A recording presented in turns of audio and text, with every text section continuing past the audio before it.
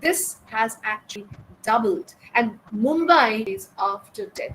So this is, we are talking about lakhs and lakhs and lakhs and tons of waste which we have to handle, and that produces toxic fumes. And look where it is placed, very close to the Thane Creek, and there's a stream which is going in. So it does not only pollutes our air, but also our water, our soil. So the food we are taking in is polluted. The water we take in is polluted. The air we breathe is polluted. And it's all because of our dumping habit. You must have seen these plastic buckets, when you keep your plastic gamla or your chair outside for too long, they start becoming hard and brittle. Do you know why? Because there is something which is known as a photo degradation happening. And what is it that we get from a sea? Every day in our life, we are using table salt. And this table salt is nothing but sea salt. 90% of the branded I just thought I shouldn't salts, take away all of them even have 2 minutes. microplastic. Because photo degradation means plastic will break and break and break and break and break into tiny, micro, nanoparticles, but will never disintegrate. We can. Never. All right, so decompose. today is the World Ozone Day. Thousands of years. And there are already 5.25 trillions of macro and micro pieces of plastic lying in our oceans, coming to our table daily. So remember, what goes around comes around. But will never disintegrate. We can. Yes, all Yes. right. So today is the World Ozone Paper that they're planning to build a wall actually on that Thane Creek so that the Leona dam cannot fall in. A 2 kilometers wall and 25 feet down below the ground. Don't we make everything very complex? By building a wall, it's not going to take care of the garbage problem. What we need to do is take care of the garbage problem. Your landfill size will automatically diminish. So, what is a landfill? It's a stinky landfill. It stinks. You'll see birds hovering around it. Why is it? Are they there for these plastics, these glasses, these metals, these thermocoals? Or are they there because there is also food coming in from our kitchen and our garden, which are rotting over there, covered with plastic, and they actually form a cesspool, leachate leaking over there, and it actually also causes a gas which is known as a methane, and therefore it burns from time to time. What if we stop throwing our kitchen waste into the landfill? Stop it going out of your house. Do you think those birds over there are going to come over there to eat these things? No.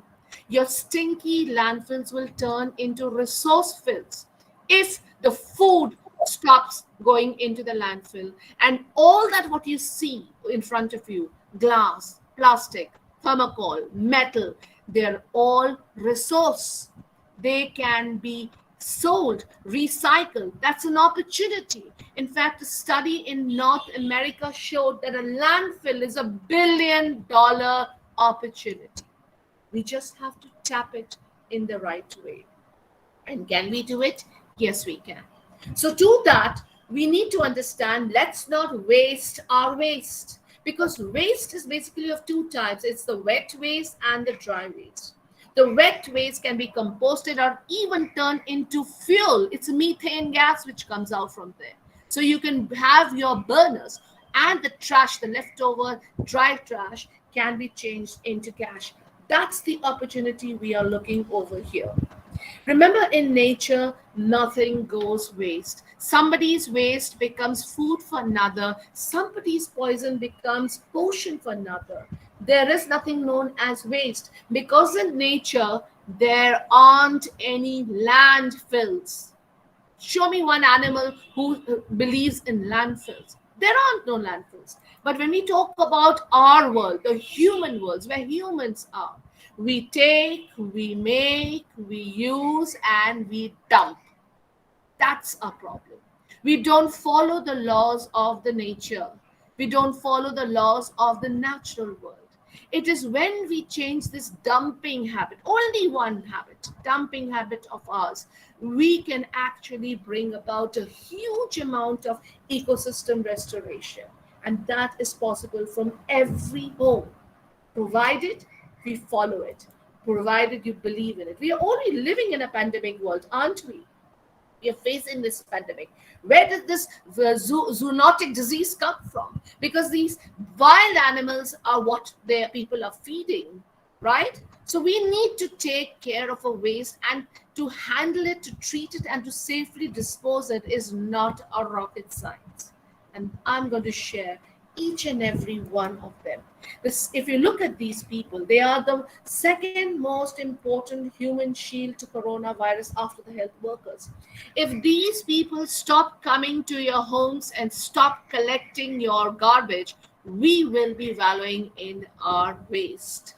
So let's give them that due respect and handle our waste in such a way that they do not fall sick and stop coming. And for that, we need to be sensitive.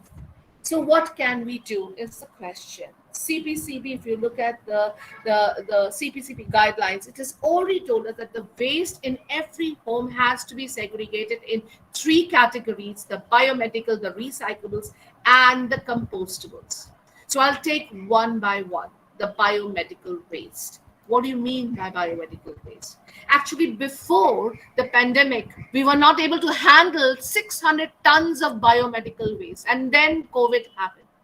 And a recording has showed that in this year, February 2000, globally, only face masks, if you see, we are globally disposing 1.6 million tons of PP, that means plastic waste, every day.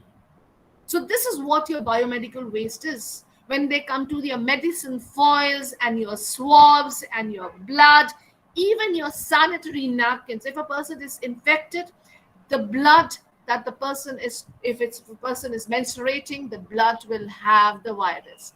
If the person is using diapers and is infected, the diapers will have the virus. Any fluid will have it. So it is important that we dispose it in the right way. But before we talk about disposing, why not change the attitude in such a way that we switch from a disposable one to the reusable one? And there are many options given for these three, which is right in front of them. And there's something known as a menstrual cup or reusable cloth sanitary napkins. They are now available freely in the market. One should go for it.